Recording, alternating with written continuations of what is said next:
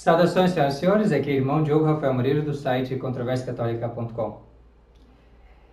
Eu tenho um pai, eu tenho um irmão, eu tenho um parente que é protestante e que não aceita que eu seja católico, porque sendo católico eu estou contra a Bíblia, eu estou contra Jesus. Isso é cada vez mais frequente. E na verdade tem até pessoas que eram protestantes e se tornaram católicos e que enfrentam a difícil realidade de se tornar católicos no meio de protestantes e assim ter uma grande pressão, uma grande resistência da família. E aí me perguntam, o que eu faço nessa situação? Como é que eu devo proceder?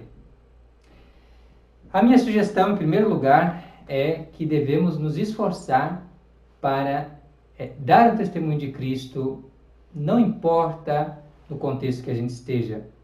E, portanto, a gente deve tentar converter a nossa família. Sim, o mais difícil que isso seja, mas devemos tentar.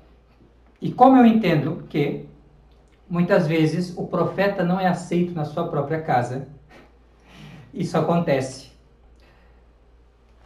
Fiz esse vídeo aqui para tirar esta máscara que os protestantes têm de serem realmente aqueles que estão seguindo a Bíblia e aqueles que estão seguindo a Jesus, são os verdadeiros crentes, enquanto os católicos são supersticiosos, acrescentam coisas, se corromperam em algum tempo lá no passado e todas essas outras coisas que eles falam contra nós. Então, com este vídeo aqui nós vamos começar a tirar essa máscara e mostrar o que o protestantismo realmente é, o que ele realmente vale, pelo que ele é, pelo que ele ensina, pelos seus princípios. E assim eu quero levar os pais, os parentes, os amigos desses jovens convertidos, ou então daquele que é católico e está já num contexto onde tem muitos protestantes à sua volta. Quero mostrar a vocês, ensinar, e mostrar também aqueles que são aí os que nos consideram anti-Bíblia, anti-Jesus, mostrar o que realmente ensina a Bíblia. E mostrar o quanto o que ensina a Bíblia é diferente do que ensina o protestantismo. Eu ainda não expliquei o que eu penso por protestantismo. Para não confundir ninguém, vamos a uma breve definição de protestantismo. Então aqui está uma breve definição. Conjunto de grupos sectários que agem em protesto e oposição à Igreja Católica, em virtude da sua adesão aos princípios das 5 sole, ou solas, se quiser simplificar. Vamos explicar isso aqui. Conjunto de grupos sectários que agem em protesto e oposição à Igreja Católica. Essa parte quer dizer que os protestantes teve uma época que eram católicos. Isso é importante a gente lembrar. Parece um detalhe óbvio, mas isso é importante. Teve um momento que todo protestante foi católico. O protestantismo, ele é um grupo dissidente da Igreja Católica. Os seus principais expoentes, as pessoas que deram as ideias, os princípios que a gente vai ver aqui, os reformadores, assim chamado, eles, até um certo ponto da vida deles, eles eram católicos. Eles tinham aprendido o catecismo da Igreja Católica, eles tinham assistido à missa, e como a maioria deles eram sacerdotes católicos ordenados, eles rezavam a missa. Lutero rezou a missa por 20 anos. 20 anos, e só depois ele se tornou luterano. Mas ele dizia a missa. 20 anos. Não é? E assim com os demais, com Calvino, com Zogílio, com Melanchthon, todos os demais. Todos assim. Então, teve um momento que eles protestaram e se opuseram à Igreja Católica. E as pessoas que foram atrás deles são esses grupos sectários, ou seja, grupos dissidentes da Igreja Católica. Eles eram católicos, depois se tornaram outra coisa. E essa outra coisa, ela pode ser uma igreja adventista, ela pode ser uma igreja batista, ela pode ser uma igreja luterana, pode ser uma igreja presbiteriana, metodista, neopentecostal, e assim vai, muitas denominações que a gente poderia utilizar. Então, esses grupos vão ser diversos, porém eles têm algo em comum, certo? Que é isto aqui. Eles protestam e se opõem à igreja em virtude de sua adesão aos princípios das 5 sole. Na verdade, essas 5 soles são o ponto de partida que eles usam para chegar às suas diferentes conclusões teológicas, doutrinais, morais. Eles vão sempre partir daqui. E nisso está certa unidade deles, esses princípios. Mas, na verdade, entre eles discordam, porque partindo desses princípios, em vez de eles se unirem, eles se separam. Então, você vai ver aqui esse princípio da sola escritura, pela escritura somente, pela Bíblia somente, que dessa crença na Bíblia somente vai surgir, por exemplo, o Batista dizendo que a gente só deve dizendo que a gente só deve batizar adultos crentes e não mais crianças. Não. Você vai ver depois, vir o Adventista, que nós devemos, de acordo com a Bíblia, observar o sábado e não o domingo. Já é uma outra coisa, mas tira da Bíblia. Depois vai ter outro que vai dizer que para se conformar com a Bíblia, a gente deve ter a experiência pessoal de Pentecostes com o Espírito Santo, quase como se fosse um sacramento. É o neopentecostal, também da Bíblia. É o princípio objetivo de todos os pontos de doutrina protestantes, das diversas denominações. E assim nós vemos até o demônio dizer que, pela Bíblia, então, Nosso Senhor devia se precipitar, se jogar do pináculo, porque os anjos, segundo a Bíblia, vão assim recebê-lo. Tudo usando a Bíblia, tudo com a Bíblia. Tudo. Pelo visto, o demônio era luterano também, só usava a Bíblia. Mas a questão é que a Bíblia não ensina isto. Então, este primeiro princípio do protestantismo, sola escritura, não é bíblico. E aqui começa a cair a máscara. Entende? Comece a cair a máscara. Vamos lá. Primeiro ponto. Sola escritura, somente a Bíblia, quer dizer que não devemos seguir as tradições apostólicas. A tradição apostólica. Vou falar de todo o conjunto. Não devemos seguir. Mas a Bíblia diz que nós devemos seguir algo além da própria Bíblia. Eis o ponto. A própria Bíblia nos ensina a fazer o que os católicos fazem, que é seguir também tradições não escritas na Bíblia, como aquelas de observância litúrgica, de os ritos da missa, essas coisas que são antiquíssimas, que vêm lá dos apóstolos, mas que não estão escritas na Bíblia. E também, claro, outras coisas, como a forma dos sacramentos e tudo mais. Coisas que foram transmitidas de boca a boca, até certas doutrinas também sobre fé e moral, boca a boca, geração em geração, mas que não foram escritas aqui. Então vamos começar aqui com 1 Tessalonicenses 2,13, para mostrar a diferença entre um católico e um protestante, entre um verdadeiro cristão e um que tem apenas a máscara. Em 1 Tessalonicenses 2,13, São Paulo diz que dá graça sem cessar, porque os fiéis da igreja de Tessalônica receberam as suas palavras, não como as palavras de homem, mas como palavras de Deus, o que é verdade, como palavras de Deus. Então, a atitude verdadeira cristã que a Bíblia pede é aquela de ouvir o pregador, que vem em nome de Cristo, aquele que vem em nome do Senhor, e receber esta palavra, se submeter ao que ele ensina.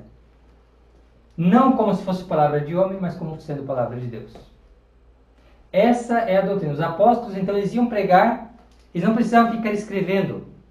O que eles diziam tinha que ser acolhido. E o que valeu para eles, depois vai valer para todos.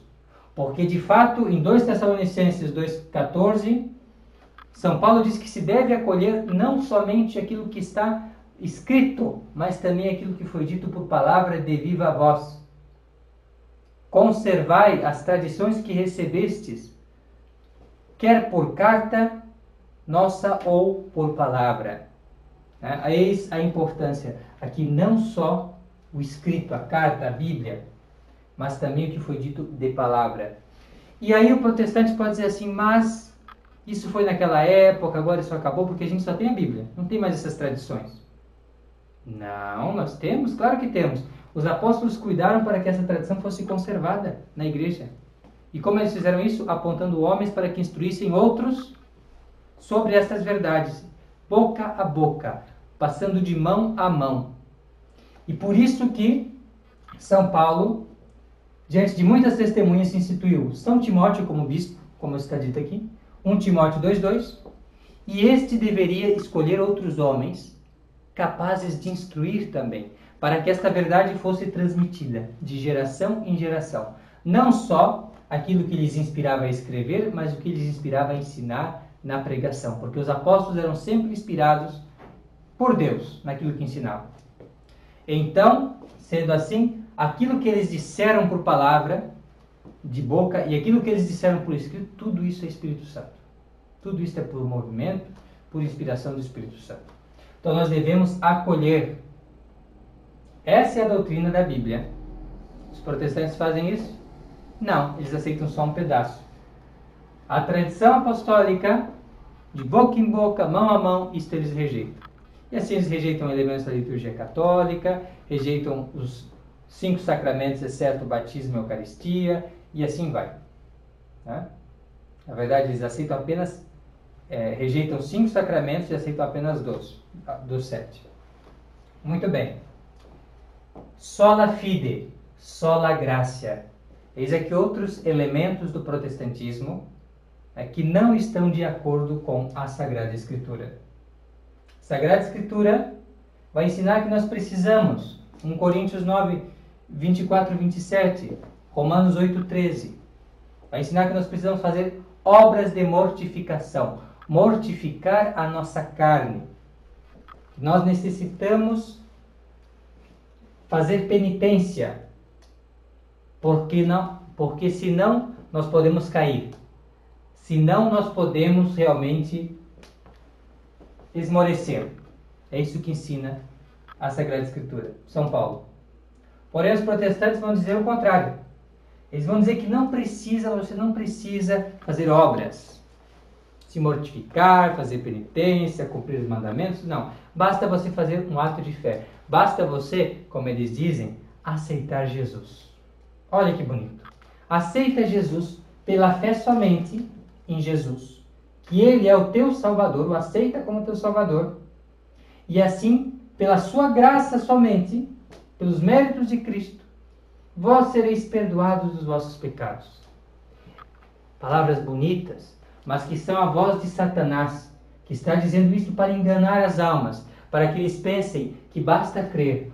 Ora, crer São Paulo cria. E por que aqui São Paulo está dizendo, então, em 1 Coríntios 9, 24 e 27, que ele pode se perder se ele não se mortifica, se ele não padece, se ele não faz penitência? Por quê? Porque essa fé, só aceitar Jesus não resolve.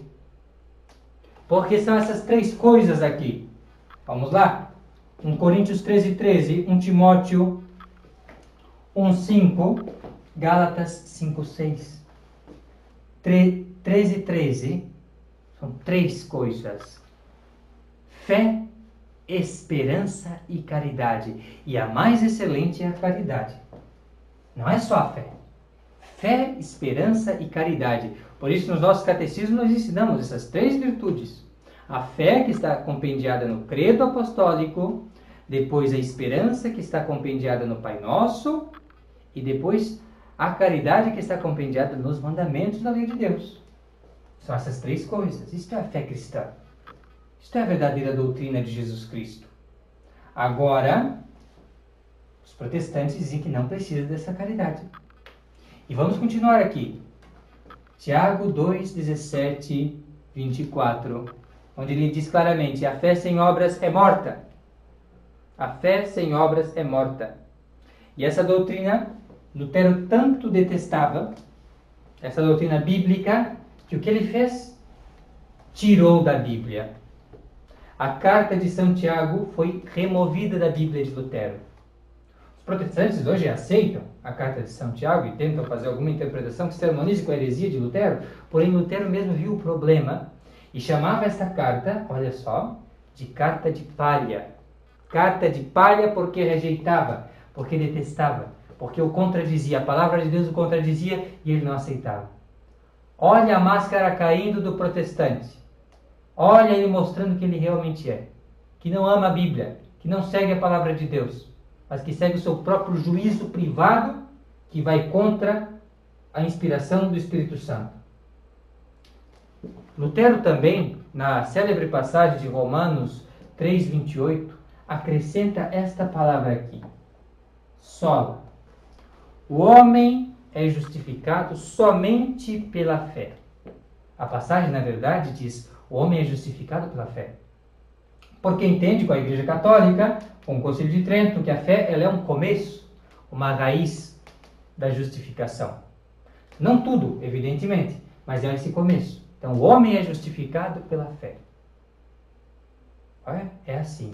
Agora, veja bem, Lutero acrescenta somente pela fé. Isto para quê? Ele acrescenta isto para adulterar a palavra de Deus. Ele faz uma falsificação, que vai contra o ensinamento do apóstolo, que diz que não é só a fé, mas é a fé, a esperança e a caridade. Contra também São João, 1 João 3,14, que vai dizer com toda clareza que nós devemos também, se queremos nos salvar, permanecer no amor de Deus, caridade.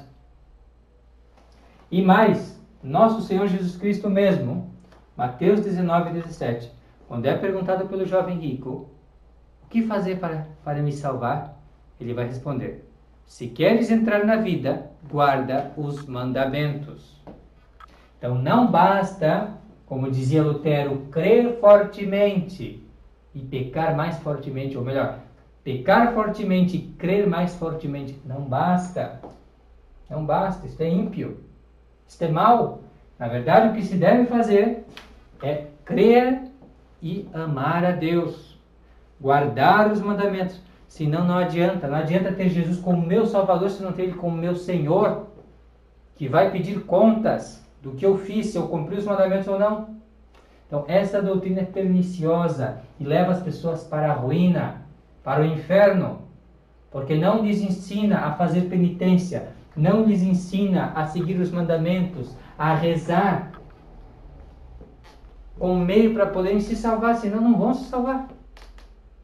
Todo esse relaxamento é por estas heresias aqui.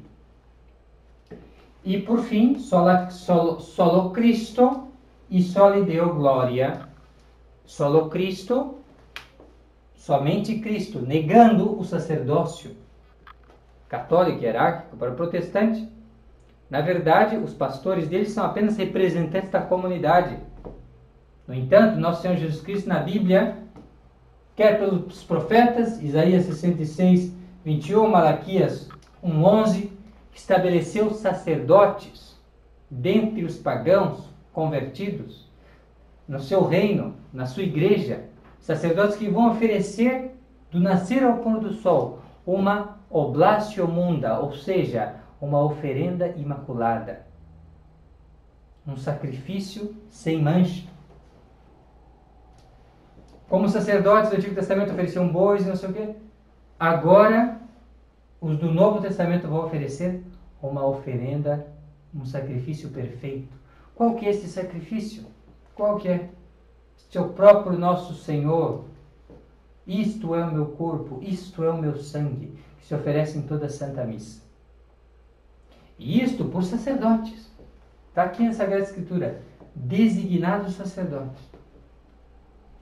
E a esses também deu outro poder sacerdotal, além do sacrifício que é próprio do sacerdote, também deu o poder, em João 20:21, de perdoar os pecados, outro poder que é só de Deus e que é conferido a homens, mediadores, agora, mediadores entre os homens e Cristo. Veja o poder, a prerrogativa que é dada aos sacerdotes.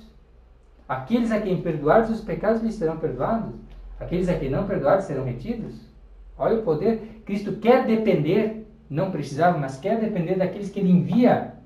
E Ele envia para perdoar os pecados, para oferecer o sacrifício, para governar a igreja com autoridade. Mateus 16, 19, onde fala claramente que tem o poder de ligar e desligar, ou seja, de fazer pessoas entrarem na igreja e também de expulsar pessoas da igreja. Isso não é coisa de um representante da comunidade, é coisa de alguém que foi investido por Deus de poder. Por fim, um ensinamento infalível, Lucas 10, 16. Quem vos ouve, a mim ouve. Quem vos rejeita, a mim rejeita. Não é apenas um opinador, um estudioso da Bíblia, um rabino qualquer. Não. É uma pessoa que ensina a verdade com autoridade. A autoridade de Cristo. E se não é recebido, se ele não é recebido, então é como se Cristo não fosse recebido. Está se rejeitando ao próprio Cristo.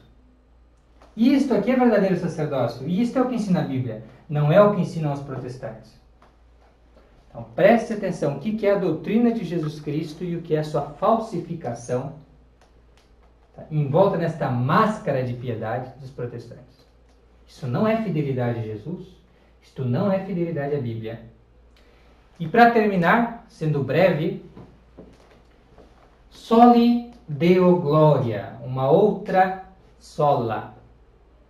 Esta quer dizer que se deve a Deus a glória somente. Muito bonita, nós podemos até utilizar isso no contexto correto. Porém, eles entendem isso como que nós não devemos dar aos santos o culto que lhes é devido. O culto que não é claro, como se fossem Deus, como se fossem Senhor e Criador de todas as coisas, que é obviamente falso. Não existe esse tipo de culto na igreja. Mas aquele culto que é por Cristo nosso Senhor. Aquele culto que é em consideração do fato de eles terem servido a Deus. Aquele culto que faz deles realmente como que mãe, pai, irmãos de nosso Senhor. E portanto muito próximos de nosso Senhor. E portanto louvados em nosso Senhor. Assim nós temos até uma profecia particular no Novo Testamento que diz respeito sobretudo àquela que é mais louvada entre os verdadeiros cristãos, que é a Virgem Maria. Lucas 1,48. Ela vai dizer assim: Et beata medicentones generationes. E feliz me chamarão todas as gerações. E feliz me chamarão todas as gerações. Claro, assim é cumprido. Isto se cumpre de fato. Nas Ave Marias, benedicta tu in mulieribus. Bendita sois vós entre as mulheres. Está se dizendo que a Virgem Maria é feliz. É realmente feliz. Bem-aventurada. Isso pelos rosários, isto pelas orações, devoções e orações públicas dos católicos. Reconhece-se a Virgem Maria como feliz. Doravante me chamarão de bem-aventurada. Me chamarão de bendita. E isto realmente acontece. Isto realmente acontece. E nas orações falamos da bem-aventurada Virgem Maria. Isso está na Sagrada Escritura. Não é? Então, isto é a doutrina bíblica. Esse louvor que também é rendido a Deus nos seus anjos e nos seus santos. Como também fala a Sagrada Escritura. E aqui vários episódios. Gênesis 18:2, Gênesis 19:1, Josué 5:14, 15, José 5:14 a 15, depois 3 reis, que para os protestantes aqui equivale a 1 reis, né? Porque eles consideram, eles separam os livros de Samuel dos livros dos reis, então eles não consideram Samuel como livro dos reis, então fica assim, para o protestante 1 reis, 18:7, para o católico 3 reis, 18:7, depois 4 reis, que ao protestante equivale a 2 reis, 2:15, né? Todas essas passagens falam de reverência àqueles que Deus envia. Abraão, Ló, Jacó, Josué, todos eles reverenciando, se prostrando diante dos anjos de Deus, também diante dos profetas. Homens se prostrando diante dos profetas que são servos de Deus. Isto já acontecia na Sagrada Escritura. Esta é a doutrina da Sagrada Escritura. realmente louvar aquelas pessoas que servem a Deus, aquelas pessoas que são felizes porque fazem a vontade de Deus. Essa é a doutrina verdadeira. Agora, a doutrina protestante, por mais que fale-se de uma maneira bonitinha, não é? Dá para as pessoas assim, acharem que é uma grande coisa, estou realmente seguindo a Jesus, estou realmente seguindo a Bíblia, é tudo fachada, é tudo uma máscara. Não é assim. Por isso, meu caro, se você realmente deseja ser fiel à Bíblia e fiel a Jesus, é necessário abandonar o protestantismo. Porque o protestantismo é uma seita que se afastou da doutrina verdadeira, que faz protesto e oposição à Igreja Católica. Não existia antes o protestantismo, uma coisa inventada por homens. Tá? Essas ideias aqui, essas 5 ideias não estão na Bíblia, mas são ideias inventadas por homens num certo momento, num certo lugar. Não é a doutrina de Jesus. Não é a doutrina da Bíblia. Que caia a máscara do protestantismo. Que o protestantismo seja aniquilado. Que brilhe e triunfe a verdade de Deus. Que triunfe a santa palavra de Deus, inspirada pelo Espírito Santo. E que assim sejam aniquiladas as seitas. Que servem unicamente para destruir a unidade católica e para obscurecer a verdade de Deus. Então vamos abandonar estes que se mascaram de profetas verdadeiros, que se mascaram de enviados de Nosso Senhor. Vamos ser fiéis à Igreja Católica Apostólica Romana. Eu convido você a enxergar por trás da máscara, a ver como o protestantismo não está de acordo com a palavra de Deus e assim abraçar a fé verdadeira. Muito obrigado por sua atenção. Se tiver alguma dúvida, pode perguntar, as portas estão abertas e nós estamos totalmente à disposição para poder ajudá-lo neste processo de conversão. Muito obrigado pela atenção, fique com Deus e até a próxima. Tchau, tchau.